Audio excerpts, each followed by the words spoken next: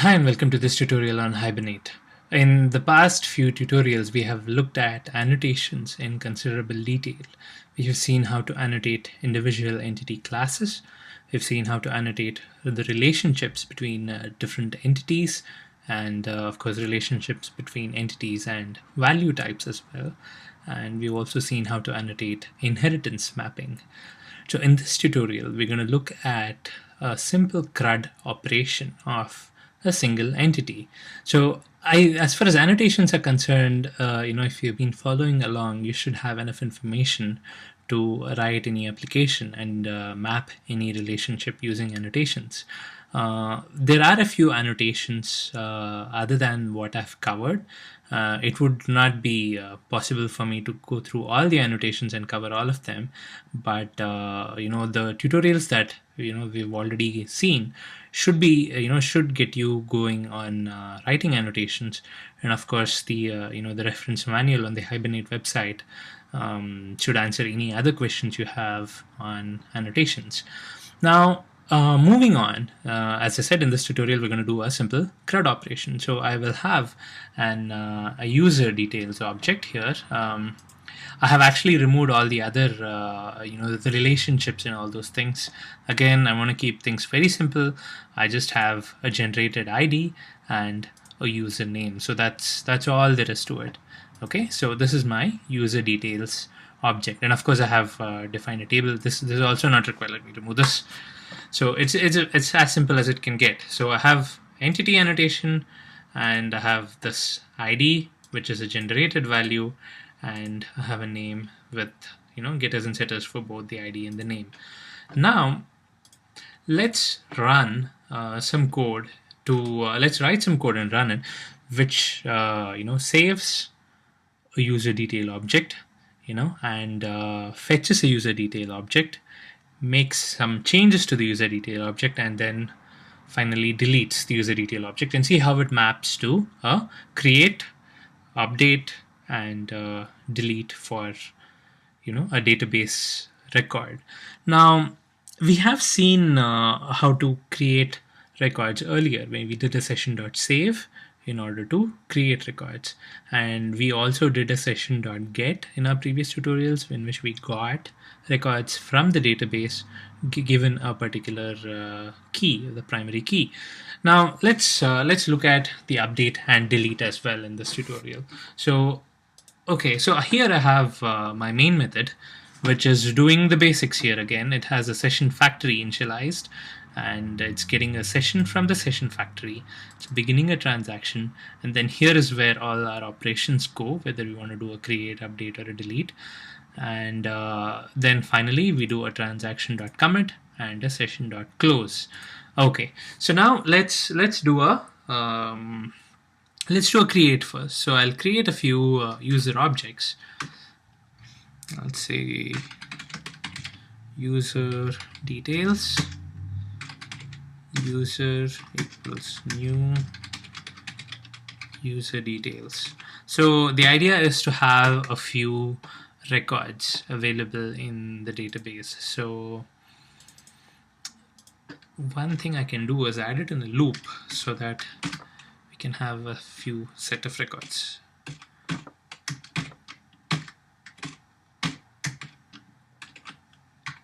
Okay, so I'll be having a set of 10 records.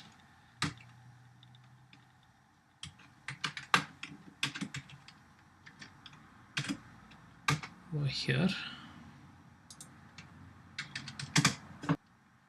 Okay, so the ID will be auto-generated here. All I have to do is set the name. So I'll say user dot set username.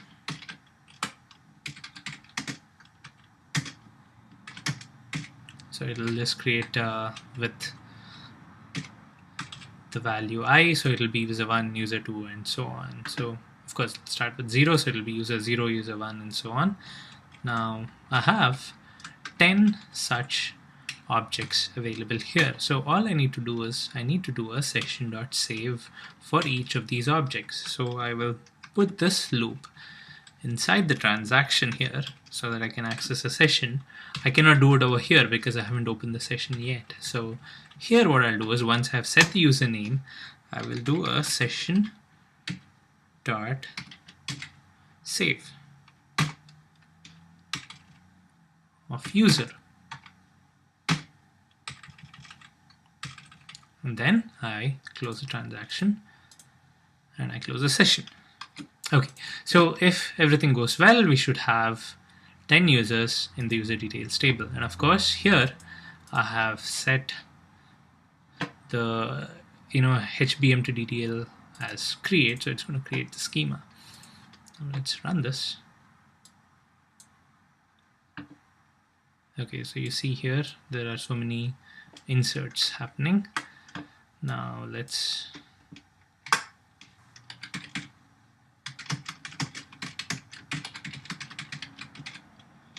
user details, and it will give us this list of users, user 0 to user 9, which is fine. So this is the C of CRUD. You can create objects by using the session.save, and you create new objects here, which of course are of a class which has been marked as an entity. Okay, so now that the create is done, let's see how to fetch it.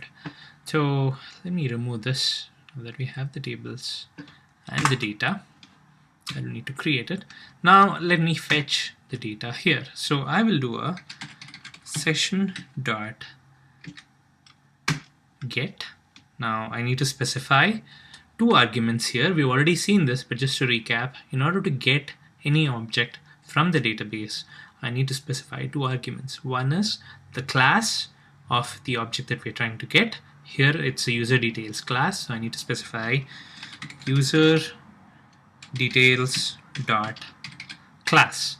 And the second argument is the primary key. Now here, if I just specify the user details class, it knows what table it needs to pull up the data from. But you have so many records in this table. Now I need to isolate one particular record. I need to tell Hibernate, hey, get me this record. So I need to specify the key. So here, this is the key value that I need to specify, which is in the user ID. So I will specify the value, let's say 6. Okay, now I will assign this to a user details object. User details, user equals, and of course the session.get returns me a type object, so I will have to cast this. Again, note that I'm not doing any error handling here because it's a simple example. So let's go with it for now. So I'll do a system.out.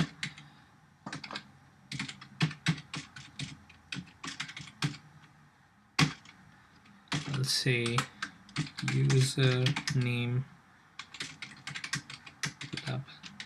this user dot get username.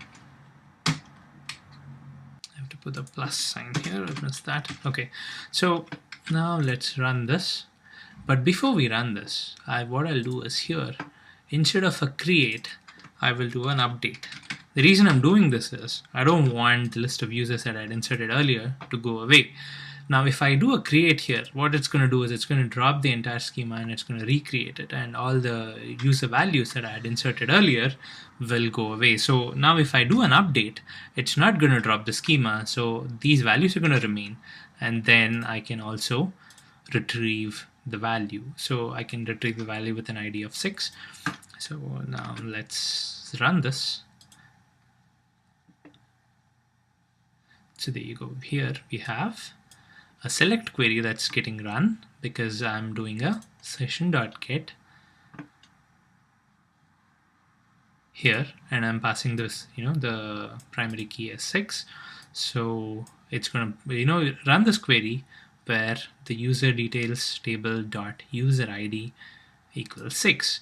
So this is going to give us the user phi here, this one. So I get a user object, and then I can use this user object in my code. I have used it to print the get username, and then it's printed out user 5, which works perfectly. Okay, now here you need to note that I can actually take this these couple of lines of code, and of course this one alone. I cannot do a session.get outside this, but I can access the user object outside the session. So here's what it is. Earlier, the system.out.print was over here. It was in between these two lines of code. The session was still open, but now here I have closed the session. In spite of closing the session, I can still access the user because the first level data is being pulled up. We've already learned what a proxy object is and how it pulls up data dynamically. There is no list here, there's no collection object. So since it's just a username, it's a first level record, and it's going to pull that up by default. It's going to be an eager fetch for the first level. It's not going to be lazy, so I can access the property even after closing the session. So just to test that out, let's run this one more time. There you go. It still comes up with the user because user 5 would have already been populated in this user object when you do a session.get. Okay, so this forms the R of the CRUD. You are able to read the objects depending on the primary key. Now, before we do the update part, let's try doing a delete first because it's the simpler of the two. In order to delete any object, I need to do a let's do this. Now let's try to remove this this user 5 object itself. So in order to delete any object, what I need to do is I need to call session dot delete. Now the session dot delete takes an object as a parameter, and the object is the object that you want to delete. So it involves two steps. Now you see here you have to first pull up the object, and here we have pulled up an object with ID 6. So I can delete this object itself. And of course, you don't have to actually pull up the object every time. Say you have an object in memory that you're working on and you want to delete that, then you would just pass that object to a session.delete. And what the session.delete does is it finds out what this object is, and of course it identifies it by the primary key, and then it deletes that record in the database which corresponds to this user object. Of course, I'll have to remove this system.out.print because this user object is no longer going to be there. Okay, so now let's run this. Of course, before running, let's query this one more time. You see, primary key 6, user 5 is available. Now, once I run this, it first does a select and it gets the object, and then it does a delete. So our session.delete is actually doing a delete command. It says delete from user details where user ID equals.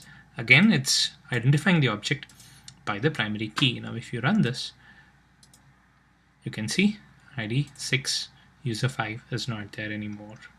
Okay, so this forms the D of CRUD. You can delete objects by using the session.delete. Now let's have a look at how to do an update. Now I have this user object here. Now I want to change the user name. So once I've pulled up the user object, I can update the properties of this user object. Let's see, I set username. I'll call this updated user. Of course, this will not get me anything because primary key 6 has already been removed. But let me try 5.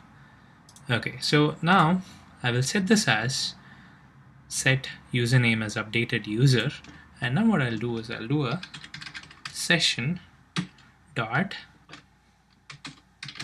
update. Now the session dot update also takes an object, and I will pass the user object here, and that's it. Now again, to verify, primary key 5 has the value user 4. Now if I run this, here you can see it does an update query after doing a select. Now if I execute this, here you can see the primary key 5 has the updated property as the updated user. So this forms the U of CRUD. So now we've seen how to create an object, how to read an object, how to update it, and how to delete it. So this is one of the most simplest ways to do a CRUD operation in Hibernate, by using the session object methods in order to operate on the objects. Now, in the subsequent tutorials, we're going to look at a few more advanced options for fetching objects and then updating them. So see you in the next tutorials.